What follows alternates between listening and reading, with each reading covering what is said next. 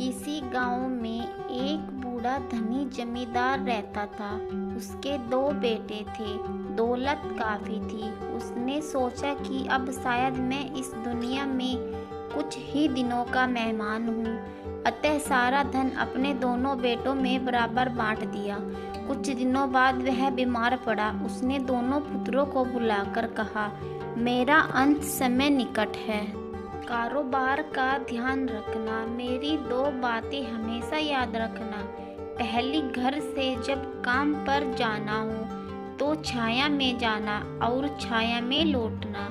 दूसरी, जब कभी कठिन परिस्थिति में धन की जरूरत पड़े तो गांव के पास वाले मंदिर की चोटी में से ले आना, पर वहां दिन ढलने के बाद और सूर्य छिपने से पहले ही जाना। यह कहकर जमींदार चल बसा। जमींदार के दोनों बेटे कारोबार देखने लगे। छोटा भाई होशियार था। उसने खूब तरक्की की और कुछ ही दिनों में धन कई गुना इकट्ठा कर लिया। बड़ा भाई सीधा साधा मूर्ख सा था। उसका धन बढ़ने की बजाय घटता जा रहा था। वह दुखी था। दिनों दिन नुकसान ही होता। उसे पिता की वे 2 बातें याद आई। उसने पहली बात पर अमल किया। घर से कारोबार के स्थान तक कनाते लगवा दी और छाया में आने जाने लगा, पर इसे कुछ भी लाभ न हुआ, बल्कि कनाते लगवाने में उसका बचा धन भी खर्च हो गया। अब उसने दूसरी बात पर भी गौर किया। पिताजी ने कहा था, यदि धन की जरूरत पड़े तो मंदिर की चोटी से ले आना। वह ठीक समय पर मंदिर के पास गया, पर बहुत देर तक सोचता ही रह गया कि मंदिर की चोटी में धन कहाँ से आया। वह निराश होकर घर लौट आया। छोटा भाई चतुर था, पर दिल का उदार था। वह बड़े भाई की परेशानी को समझ रहा था। वह उसके पास गया, बोला, पिताजी ने जो बात कही थी उन्हीं में तुम्हारी सारी समस्या का समाधान छुपा हुआ है। बड़े भाई ने आश्चर्य से कहा, पर वह तो मैंने आजमा कर देख ली।